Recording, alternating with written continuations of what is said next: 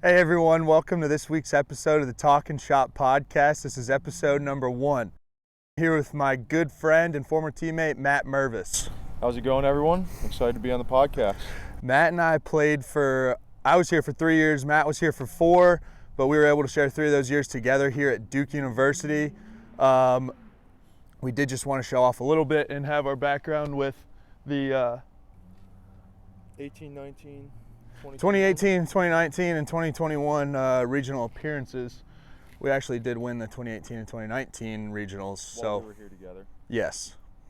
And I just want to sit here and talk shop with Matt about his experience at Duke and a little bit about what that meant to him and how it's helped him so far in the pro ball scene as well. Pitch to Mervis. He lifts one to deep right field. There it goes. See ya! This game is over. A walk-off 3-run home run. Pelicans win it 9-7. So Matt, we get here, 5 years ago now? Where were you as far as baseball IQ and knowledge of analytics and the game itself coming into college? I think we got here right as the analytics started to grow in baseball. Obviously the big leagues are ahead of everybody else, but in the college game, I think TrackMans were starting to become more common. The blast sensors were being refined and distributed to colleges, so I think we kind of got here as Duke's foot was getting into the door of analytics. So I didn't know much coming in about analytics and how we were planning to use them or how it would apply to me, but I think we got here at a good time. Yeah, I think it was our sophomore year that we first had the TrackMan. Yeah. And we would get back about an Excel spreadsheet, and that was about it. But we would go through it with Coach Mackey and then Coach Blake, both of which have moved on to the big leagues, and they were new to it as well, and it was such an adjustment for everybody, just learning what stuff meant. And thankfully, like, those two coaches were both really knowledgeable in what they were talking about and being able to read the tech, and were really hungry to learn more. And so what was like the first sort of aspect for you that became really important as far as analytics? On the pitching side, I'd say probably spin rate was kind of like the first thing that people focused on, was spin rate. For fastballs, it didn't matter as much. That was kind of before we knew about the vertical fastball versus the sinker and stuff like that. But for sliders, that was my main focus. I think was trying to increase my spin rate on my slider and just try to make that a true secondary pitch. And then change-ups, obviously you want the lower spin rate. I was a splitter guy, so the lower spin rate on the splitter is the goal. So kind of using TrackMan, we just had, as Graham said, the raw files, but Coach Mackey and Coach Blake were super smart and knew what they were looking for in those files. So really honing in on the slider and change-up spin rate was my focus early on. And then from the hitting side, just exit velocities mostly, exit velocity and launch angle, which are pretty easy to find on the TrackMan files. I think you hit some of the hardest balls I've ever seen hit at Duke. And so how did you become like that? Were you always just like hit it hard, left-handed hitter? I never really sold out for power. Obviously, I wanted to hit the ball as hard as I could, but I hate striking out. I've always hated striking out. So, with 2 strikes, I try to turn myself into more of a contact guy. But I've always been big. On all the teams I played for growing up, I was always the biggest player. I've been working with a good hitting coach for a bunch of years before I got to Duke, so he helped out a lot, and just, I rotate hard, so I have good bat speed, and that helps. But yeah, I don't think I've hit the hardest balls. We watched Conine hit a few balls, and Conine launched the ball over that scoreboard over there. Yeah. And that scoreboard, camera can't see it right now, but that scoreboard's 50 foot high. Conine put one about off the public policy building back there. on the other side of the road one time. The 2-2 swung on and hit hard, deep right field. It is high, far and gone. Grand slam home run for Griffin Conine. He's got some power. Yeah. All right, so speaking of striking out, so we get your approach is pretty simple, just hit it as hard as you can. Essentially. Yeah, so talking about striking out, I had the pleasure of punching you out a few times while we were here during inter squads, but you had such sweet revenge off of me this season. We played against each other in the Low A East League this year. I was on the Charleston River Dogs. Matt was on the Myrtle Beach Pelicans. So we played each other 30 times. Yeah. And I got to face you twice. Twice. 2 different games, or like 3 different at-bats, I think? I think it was just 2 at-bats. Just 2 at-bats. And the first one, how hard did you hit that ball? 110? It was 109. Was it 0-2 count? It was an 0-1 slider. Okay. He threw me the good slider, 0-0. I swung and missed because I was sitting on it. I knew he was going to try to punch me out. So he threw me the good slider, 0-0, and then he left one over the plate, 0-1. All I wanted to do was get the bat head on it and hit a ball hard. Roped it. Second at bat, threw me a left-on-left changeup. Got in on me, broke my bat. That was about all I was able to do for most of this season, is throw left-on-left changeups and throw away to righties. Whatever works. But you know, it was great being able to see our fellow teammates, our former teammates, out there on the professional circuit. You know, Jack Koboski is also in the Rays org with me. Was able to play against Conine a couple times. I think Griff may or may not have hit a towering home run off of Jack. I'm sorry. Confirmed. Bomb. But you also had a little appearance in AAA and got a knock. How was that experience? That was a lot of fun. I was fortunate to go up there and kind of replace some of the guys that went up to the big league level just for a couple games, the last 4 games I think of the season. So it was great. I was at Instructs at the time, and I'll be honest, Instructs is not easy to wake up every day and compete after playing a full low A season. But you know, I was healthy, I was playing pretty well, so they sent me up to Iowa for the last 4 and got to play with and against some former big leaguers and some future big leaguers. So that was a really cool experience. And then just hitting there is so fun. Use the big league balls.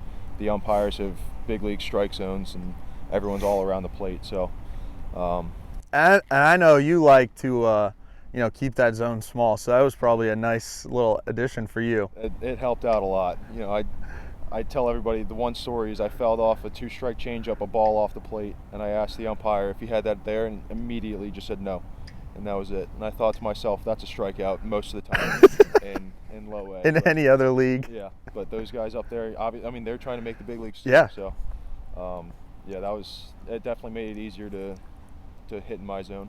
Yeah, definitely. And so you mentioned the big league balls there, and they've been using the big league balls in AAA, I think, for 2 years now. I think that's right. Tell me a little bit about just the feeling of the ball off the bat. What's the difference between, you know, regular minor league, college ball versus regular minor league ball, and then a big league ball? I feel like college and regular minor league balls are similar. The laces are a little bit smaller, but I think they fly about the same. Obviously, I've never hit a college ball with a wood bat, so there might be a little bit of a difference, but the big league ball the laces are tiny. I don't know, they just feel harder. You hit a ball in the barrel and it jumps. I mean, you know when you barrel it up. Right. Ball flies. And even when you don't, you get jammed just a little bit, or you're a little bit early, the ball still goes.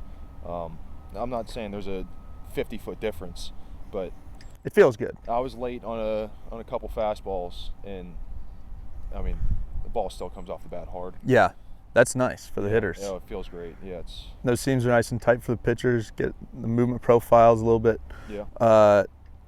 It kind of jumps up a level. Yeah. With the pitchers, it kind of becomes a little bit of a wiffle ball. Right. I believe I was reading they lightened it up by just a hair, and this year that, coupled with all the sticky stuff at the beginning of the year, just turned the baseball into a frisbee. Yeah, I mean, the strikeouts were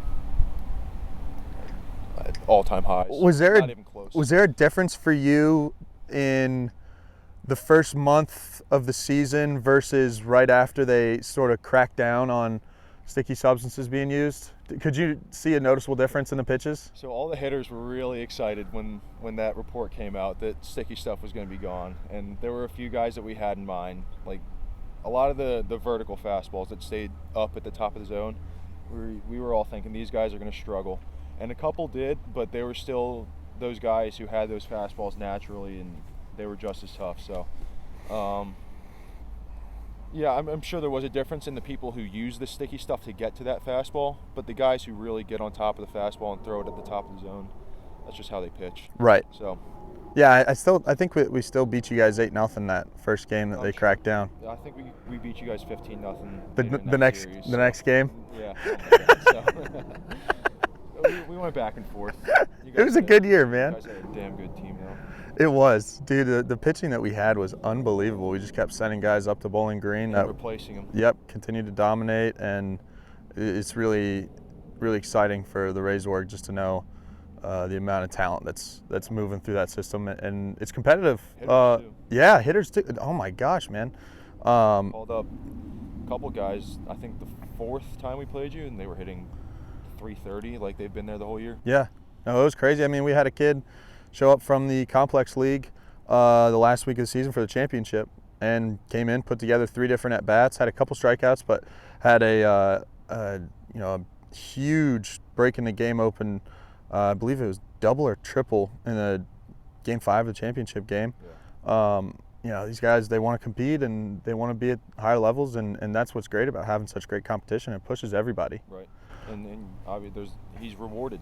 He Yep. probably had a really good complex league season, so he gets sent up to low A to finish out the year, and he's excited. Yep. We had a few guys like that too. And one of the things that I don't think gets talked about enough is how difficult it is to play down there during the summers, and how much of a man's league, the complex league and former Gulf Coast League rookie ball, is. You're playing games at noon with nobody there every single day in the middle of the summer in Florida. You have umpires twice a week. Yeah. The umpires aren't even making their own call. They wait for a buzz in their ear to tell you if it's a strike ball. Well, that was the auto ump in Low A South. Oh, okay. Did you guys have it, the Robo in Arizona Complex League? No, I was talking about. Rothenberg told me that they had. He was in Low A South. Okay, gotcha. Yeah. So Complex League, being they play on the backfields. Oh, okay. Yeah. Those guys, and I know in Arizona, that's even tougher mentally. The rookie ball guys in Arizona play at night, right? And it's still hot there because it's Arizona. Yeah, I think 6 o'clock first pitch usually. The days earlier. Yeah, the FCL though, those guys, that's a man's league playing 100 degrees, 95% humidity every day. At the team hotel, knowing that you go play 9 innings on a backfield with nobody there to watch you or cheer you on. There's no environment. And that's why it's so awesome when guys just show up every day and compete, and they're able to get the job done. And it's impressive. Yeah. If guys do well in the FCL, it's extremely impressive. It really is. Especially for the Latin guys who come from a different environment. It's first time in the U.S. Whole different world. Yep. And then it's interesting once they get to Charleston, Low A, Charleston especially for the Rays org, because there's so many people there. That might be the first time that one of our guys is playing in front of 5,000 people. Right. You go from no crowd to packed crowd every night. Yeah. I feel like that was one of the biggest blessings of playing in college and playing in the ACC was because we were constantly in front of so many people, and you have that experience, and then all of a sudden you're professional baseball in front of that many people, and you can just compete. Yeah, on the road especially for us. Mm-hmm. When we go to Florida State, it's a hostile environment. They're chanting the whole game.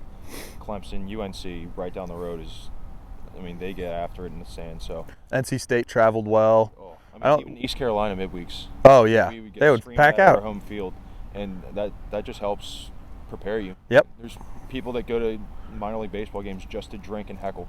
Yeah. So, sorry. It's awesome. I've already had that the last 4 years. Nothing you say. Nothing's new. It's not going to bother me. So. But dang, is it fun, man? Oh man, it just builds the environment. Yeah. And then once you get into those bigger situations in pro ball, you feel right at home, and it feels natural, and it just brings that competition level up. It gets you kind of in the zone a little bit more. You hear the buzz, you hear the people chatting, You come out of the clubhouse into the dugout, you can smell the beer, and it's like, all right, let's play baseball, man. Yeah. Beer and hot dogs. Yep, it's the best. I know. It's especially, we played in 2 really good places. Charleston's a really good city to play in, really nice area, and then Myrtle Beach is obviously in the summer it's packed all the time. It's packed. So you guys had good crowds, man. They got rowdy. Yeah, not always for us. It's a lot of tourists. So sometimes you guys were beating up on us, and they were rooting for you guys. I mean, can't blame them. They're not from Myrtle Beach. They're not fans of the Pelicans, but they want to see good baseball. Yep, and they got good baseball. Yeah. We had a couple good clubs. Yeah, we did. Our division was really good. And I don't think there was a game that we traveled to you guys where there was nobody there. It seemed like it was a pretty full house most nights in Myrtle Beach. Just about, pretty similar to Charleston. Yeah, we had good weather almost the whole summer. There were obviously a couple rainy days in the southeast, but for the most part, it was good weather. Yeah. Good crowds. Switching gears a little bit, I want to talk a little bit about like the team aspect. You were obviously a leader in the Duke locker room and the Duke clubhouse.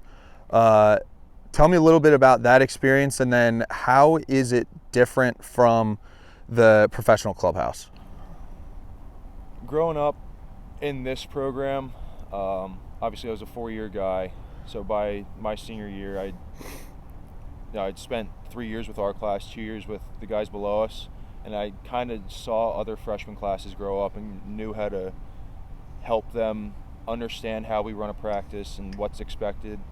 How Coach Pollard wanted to see things run. So, I was never the model player that we talk about, but I had the respect of all of our teammates. I'm a loud voice, and I was playing. I think that's the biggest thing. I was going to be a starter my senior year, so everyone kind of followed my lead, not only mine, but people looked to me to see what they were supposed to do, and so it was kind of a natural progression into being a leader and a captain. So it was very different from the professional locker room. Nobody's really friends with each other before we get there. Obviously Lasky and I were together from our time here, but we had 18-year-old Dominican kids, we had 25-year-old college American guys still grinding, so there was a huge difference in age and background and stuff like that. And it's hard to unite everybody because there's a language barrier, and there's some guys are playing minor league baseball to play minor league baseball, and some guys are 18-year-old prospects that are going to be in the big leagues in 2 years. So it's just, there's so many different personalities, and you shouldn't try to be a leader. I feel like people look up to you if they're going to look up to you. Yeah. And I was one of the older guys. I was 23 the whole year in low A. So we had a couple high school American draft picks that like one guy, Ethan Hearn, was a 2019 high school draft pick. So he had been in pro ball longer than I had. And it's just... He's 3 years younger than you. He's 3 years younger. So how am I going to be his leader when he has more experience?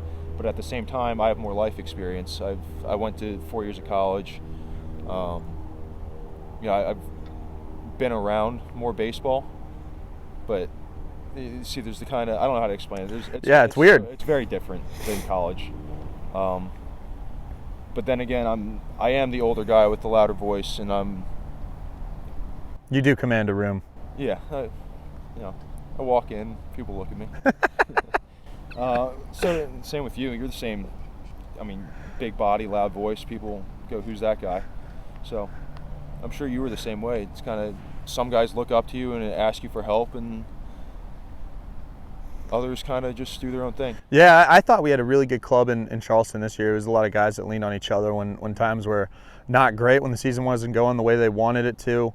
I felt like we were all really eager to develop and learn new things. But just to echo you, like, the language barrier is huge.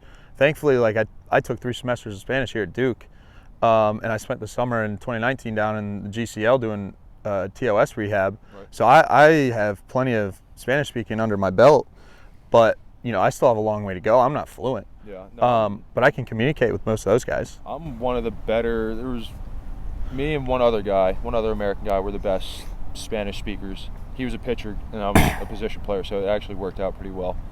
But there were times when I think I played a few games at first base where the other 8 players on the field spoke little to no Spanish. Or English. Sorry. Little to no English. Little to no English. And so at that point, it's like it's almost like switched. Yeah. It's like they're coming here where they don't speak the language, but they can all communicate with each other. You're in their world now. Right. I can kind of piece it together. I know a decent amount, but mound visits, if I had to go up, if we called the infield in and our Venezuelan catcher was talking to one of our pitchers, it's too fast, and the terminology they use I couldn't understand. So you were praying for the best. Right. I mean, thankfully first base, there's not a ton that changes situationally. Maybe some bump plays. Yeah. Those The are bump signals. plays, they come from the dugout. Yep. And then they're relayed. So I know it. Right. There's not words. So luckily I wasn't in any tough positions with that. But yeah, I looked around like, wow. I got nothing. I got nothing. They all know it 2 outs. I mean, there's simple stuff. Yeah. They don't speak no English. A lot of them speak a decent amount, but I can't tell a guy to shift because I don't know how to communicate that. Right. All right. We'll keep this short and sweet. Matt, I really appreciate you getting on with me today. I hope everybody learned something about either college baseball or professional baseball. Before we go, what is your favorite pitch to hit? I hit sinkers really well this year, right-handed sinkers. Anything that goes back over the middle of the plate, I'll take it. Let's hope that no right-handed sinker ballers are listening today. Well, if you're a right-handed sinker baller, you better execute. Hit me up. Let me know where you're throwing live at-bats so I can feel good going into spring training. Oh, shoot. Shameless plug here. Merv, tell me a little bit about your hat. Where do you train in the off season? What do you do as a professional? My plan is to go up to Baseball Performance Center, New Jersey. It's the hat I'm wearing, the oil rig. The Mike Adams and Ed Charlton run it. Mike's the pitching guy and Ed is the hitting guy, and they just have. I mean, you've been there. What an environment that place is. Just gritty. They've got the tech, and knowledge. They're extremely smart. Yeah. Biomechanically. Analytically, they're helping, a handful of big leaguers with their pitch design, just working on sharpening their arsenals, getting ready for spring training, getting live at bats in there. It's no secret. Matt Harvey went there. Yeah. They helped Matt Harvey go from he hit an 8 ERA, something like that. Yep. Back to a big league starter this year. I mean, they know what they're doing up there. They do. I'm excited. I'm probably going to go up there in about a month and start ramping up again. Yep. It'll be fun. I'm going to, for sure, make an appearance, and I think I'm going to have to spend, some time probably putting together like 4 different podcasts up there. But got a lot of guys that have knowledge. Yeah, it's great. It's such a great environment, conducive to competition and development. But anyways, Matt, thank you very much. Absolutely. Thanks for talking shop with me. It's fun. And I'm excited to have you on again soon, man. I'm excited. Looking forward for next year. Absolutely. Thanks, everyone. Tune in next week for our next episode of the Talkin Shop podcast. Don't miss it. Thanks, everyone. Bye.